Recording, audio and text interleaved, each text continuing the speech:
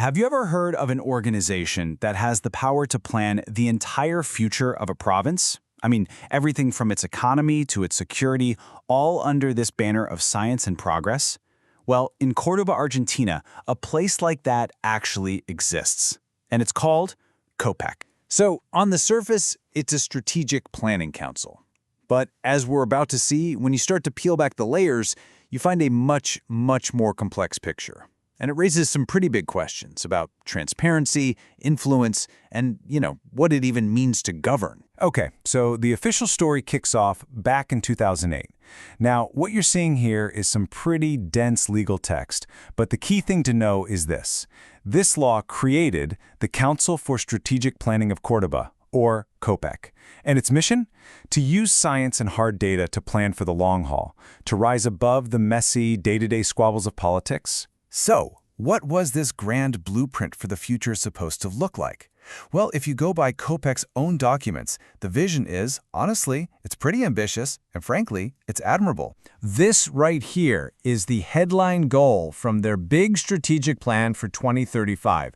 The language is all about progress, about leadership, putting the province first, way above any political fights or partisan interests. And when you dig into their specific goals, the picture gets even clearer. I mean, they're talking about everything from creating new jobs and being fiscally responsible to promoting human rights.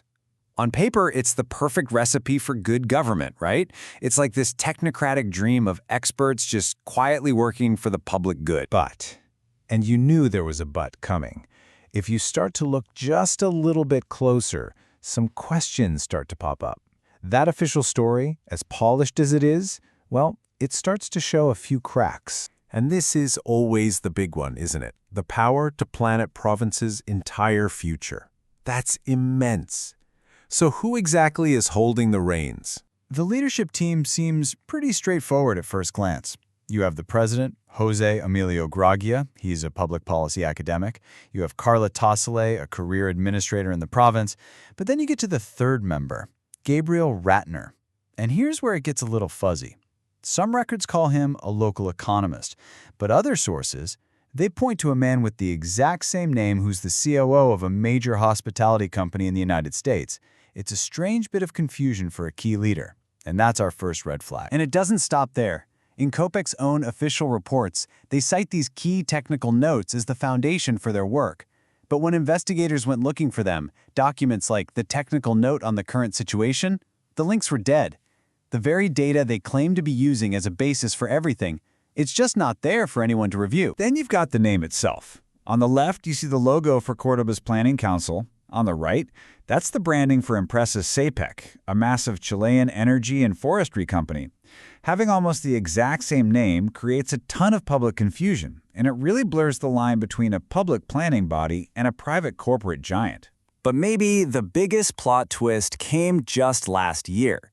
With a new law, COPEC's job descriptions suddenly and dramatically expanded to include a central role in provincial security. Take a good look at this number. 2,111. So what is that? Well, that's how many brand new local guards were trained in just 6 months under a new security institute that's run directly by COPEC. So think about that. This isn't just advising anymore. This is the active creation of security forces. That's a huge leap from its original mission. So how do you make sense of all this? A council with this amazing public mission, but with transparency issues, that confusing name, and now this sudden, huge expansion into security.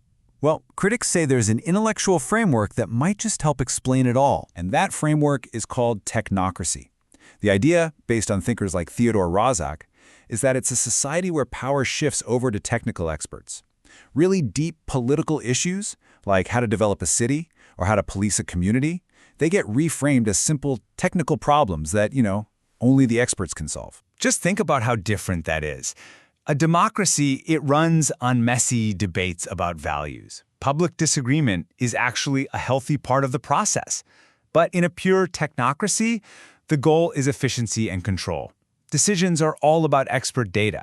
And public dissent, it's not seen as a political voice. It's just seen as an error that needs to be managed. And critics argue that this whole process just empties politics of its meaning. I mean, if every single issue is framed as being so complex that you need a PhD to even understand it, what role is left for the average citizen? The debate is pretty much over before it can even start. So this brings us to two completely different ways of looking at COPEC. Let's just lay them out, side by side. So it really comes down to these two very different portraits. On one hand, you have the official story, a council of experts using data, working for progress and a better, safer province. On the other hand, you have the critical view, that it's a tool for government control, using the language of expertise to sideline debate and centralize power. Which one is closer to the truth? Ultimately, the story of COPEC makes us ask a much, much bigger question, one that goes way beyond just Cordoba. When we hand over the messy, complicated, and deeply human work of building a society to a small group of planners, no matter how qualified or well-intentioned they are, who gets to decide what a better future even looks like? And maybe more importantly, whose voice is no longer heard?